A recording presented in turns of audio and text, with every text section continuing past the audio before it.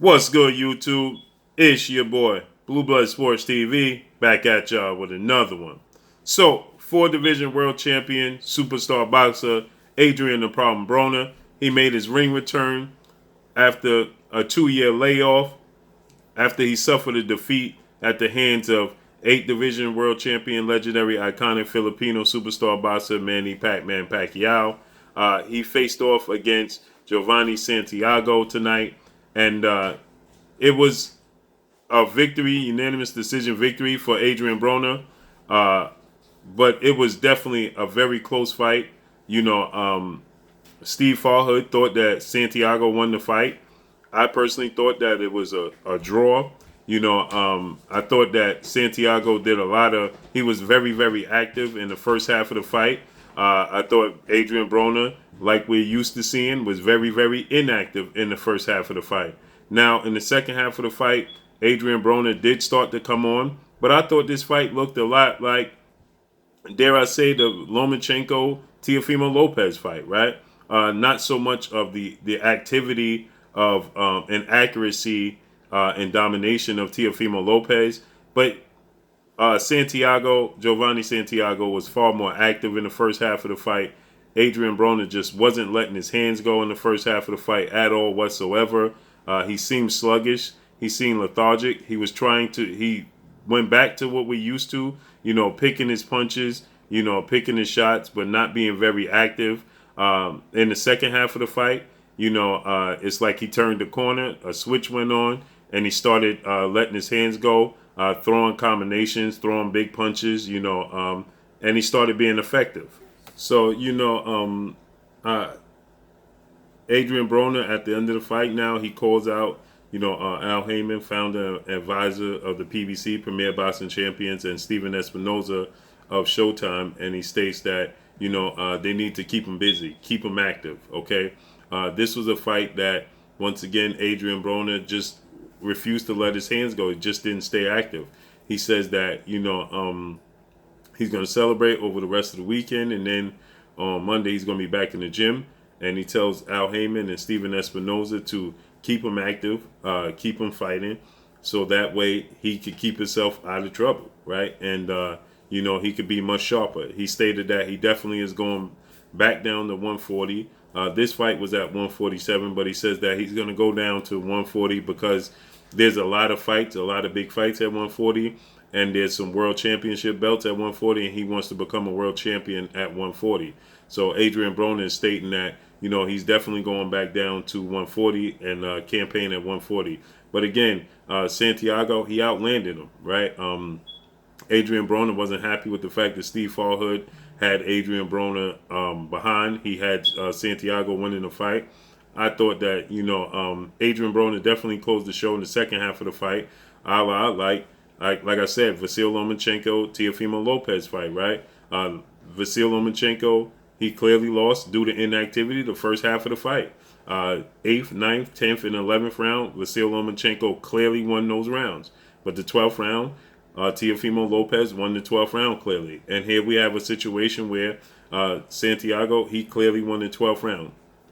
Adrien Broner, Giovanni Santiago should not have been in this fight at all whatsoever, because there's a clear difference in level of skill. Absolutely clear difference in level of skill. It's not even close. When Adrien Broner decided to lock in, let his hands go, and be active, the level of skill, the difference of skill in between the two clearly showed. And Adrien Broner clearly was the bigger man in the ring as well tonight. The fight was originally scheduled, and contractually at 140, but due to the fact that there was a weight issue, the fight was moved to 147, the full welterweight limit.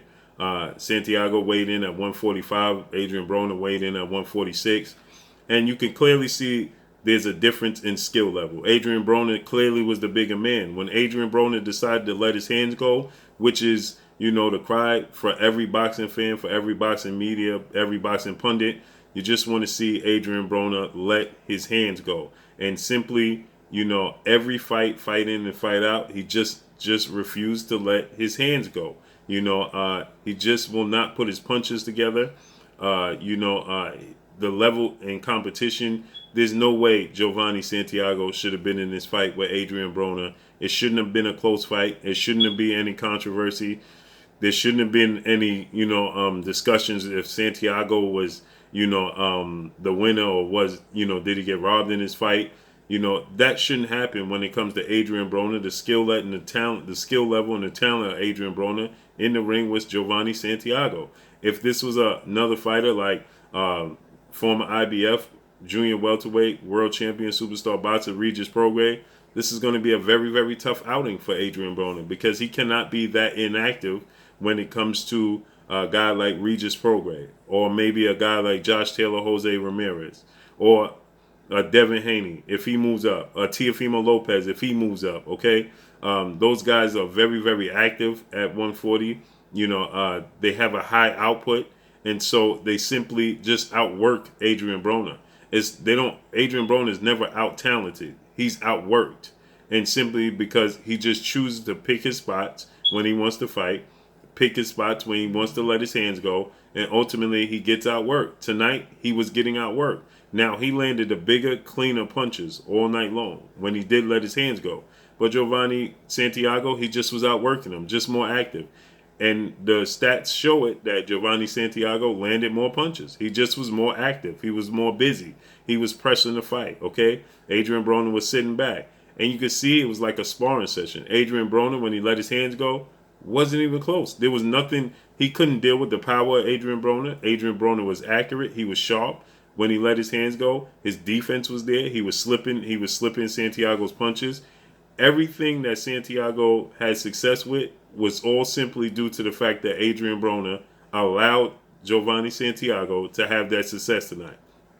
Point blank and period. It was nothing that Giovanni, and this is not to take anything away from Giovanni Santiago, but there was nothing he did that he forced upon Adrien Broner. It was simply Adrien Broner allowed it to happen, and that is due to the fact that Adrien Broner just chooses to pick his spots when he wants to fight, opposed to simply letting his hands go more often than not. Okay, but like I said, if tonight was a Regis Prograis, right, it would have been a clear loss for Adrien Broner. Okay, if tonight was Jose Ramirez, Josh Taylor at 140, this is a loss for Adrien Broner. If this is Devin Haney, Teofimo Lopez at 140, this is a loss for Adrien Broner. Why? Because they're going to be more accurate than Giovanni Santiago. Their punch output, their punch landing, the punches that they land are going to be far more decisive. It's going to be clearer, and they're a bigger name. So that therefore the judges will be, swayed to give them rounds. Okay.